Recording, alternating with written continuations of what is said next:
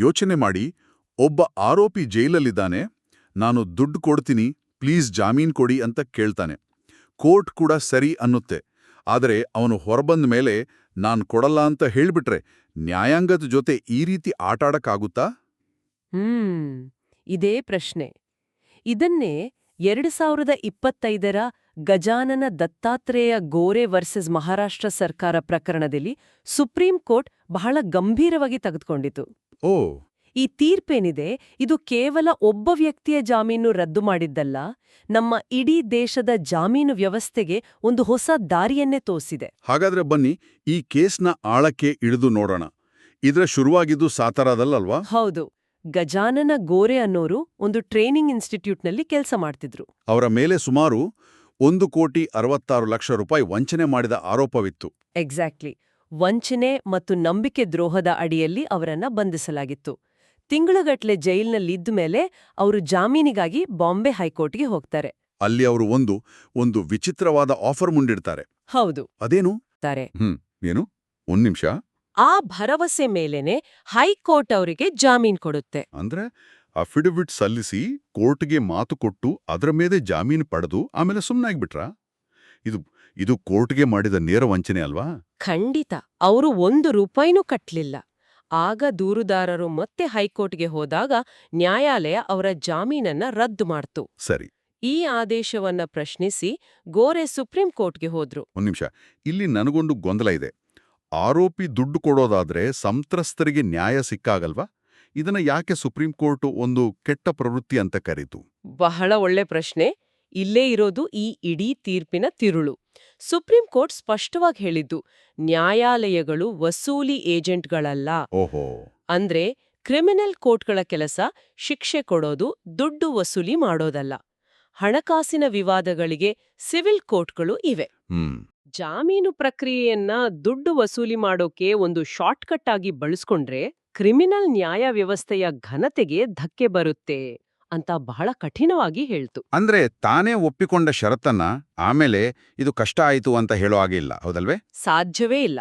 ಕಾನೂನಿನಲ್ಲಿ ಅಪ್ರೋಬೇಟ್ ಮತ್ತು ರೆಪ್ರೋಬೇಟ್ ಅಂತ ಒಂದು ತತ್ವ ಇದೆ. ಸರಳವಾಗಿ ಹೇಳೋದಾದ್ರೆ, ನೀವು 2 ದೋಣಿ ಮೇಲೆ ಕಾಲಿಡೋಕಾಗಲ್ಲ. ಸರಿ. ಒಂದು ಷರತ್ತನ್ನ ಒಪ್ಪಿಕೊಂಡು ಅದರ ಲಾಭ ಪಡ್ಕೊಂಡ ಮೇಲೆ ಅದೇ ಷರತ್ತು ಸರಿ ಇರ್ಲಿಲ್ಲ ಅಂತ ವಾದ ಮಾಡೋ ಹಾಗಿಲ್ಲ. ಸುಪ್ರೀಂ ಕೋರ್ಟ್ ಒಂದು ಅದ್ಭುತ ಹೋಲಿಕೆ ಕೊಟ್ಟು ಏನ್ ಹೇಳ್ತು? ಈ ರೀತಿ ಭರವಸೆ ಕೊಟ್ಟು ಜಾಮೀನು ಪಡೆಯೋದು ನ್ಯಾಯಾಲಯಕ್ಕೆ ಬೌನ್ಸ್ ಆಗೋ ಚೆಕ್ ಕೊಟ್ಟ ಹಾಗೆ ಅಂತ. ಅದ್ಭುತ ಹೋಲಿಕೆ. ಅಂದ್ರೆ ಚೆಕ್ ಬೌನ್ಸ್ ಆದ್ರೆ ಹೇಗೆ ಕಾನೂನು ಕ್ರಮ ತಗೊಳ್ತಾರೋ ಹಾಗೆ ಕೋರ್ಟ್ಗೆ ಕೊಟ್ಟ ಮಾತು ಮುರಿದ್ರೆ ಅದರ ಪರಿಣಾಮನೂ ಅಷ್ಟೇ ಗಂಭೀರ ಅಂತಾಯಿತು. ನಿಖರವಾಗಿ. ಇದೇ ಕಾರಣಕ್ಕೆ ಸುಪ್ರೀಂ ಕೋರ್ಟ್ ಗಜಾನನ ಗೋರೆಯ ಮೇಲ್ಮನವಿಯನ್ನ ವಜಾಗೊಳಿಸಿ ಜಾಮೀನು ರಜ್ಯತೆಯನ್ನ ಎತ್ತಿ ಹಿಡಿತು. ಅಷ್ಟೇನಾ? ಅಷ್ಟೇ ಅಲ್ಲ, ನ್ಯಾಯಾಂಗದ ಸಮಯ ಹಾಳು ಮಾಡಿದ್ದಕ್ಕೆ 50,000 ರೂಪಾಯಿ ದಂಡ ಕೂಡ ವಿಧಿಸಿತು. ಹಾಗಾದ್ರೆ ಸುಪ್ರೀಂ ಕೋರ್ಟ್ ಕೇವಲ ಆ ಕೇಸ್ ಮುಗಿಸಿ ಸುಮ್ನಾಗ್ಲಿಲ್ಲ, ಭವಿಷ್ಯದಲ್ಲಿ ಈ ರೀತಿ ಆಗ್ಬಾರ್ದು ಅಂತ ಕೆಲವು ನಿಯಮಗಳನ್ನೇ ಹಾಕ್ಕೊಟ್ಟಿತು ಅಂತಾಯ್ತು. ಹೌದು. 3 ಚಿನ್ನದಂಥ ನಿಯಮಗಳನ್ನ ನೀಡಿತು. 1, ಇನ್ನು ಮುಂದೆ ದುಡ್ಡು ಕೊಡ್ತೀನಿ ಅನ್ನೋ ಭರವಸೆ ಮೇಲೆ ಜಾಮೀನು ಕೊಡೋ ಹಾಗಿಲ್ಲ. 2, ಜಾಮೀನು ಕೊಡ್ಬೇಕಾ ಬೇಡ್ವಾ ಅನ್ನೋ ನಿರ್ಧಾರ ಆರೋಪಿಯ ಅರ್ಹತೆ ಮೇಲೆ ಆಗ್ಬೇಕು.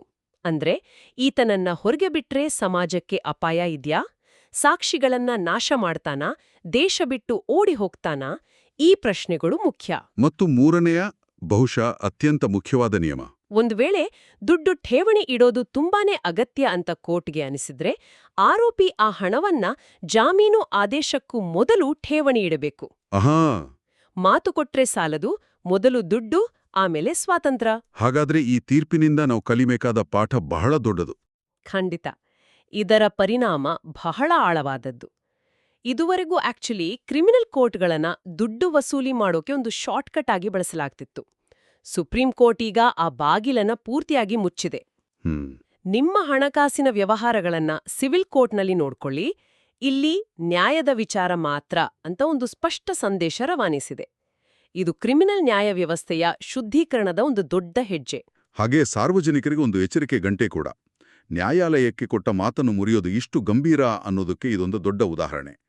ಹಾಗಾದರೆ ಅಂತಿಮವಾಗಿ ಕೇಳುಗರು ಚಿಂತಿಸಲು ಒಂದು ಪ್ರಶ್ನೆ.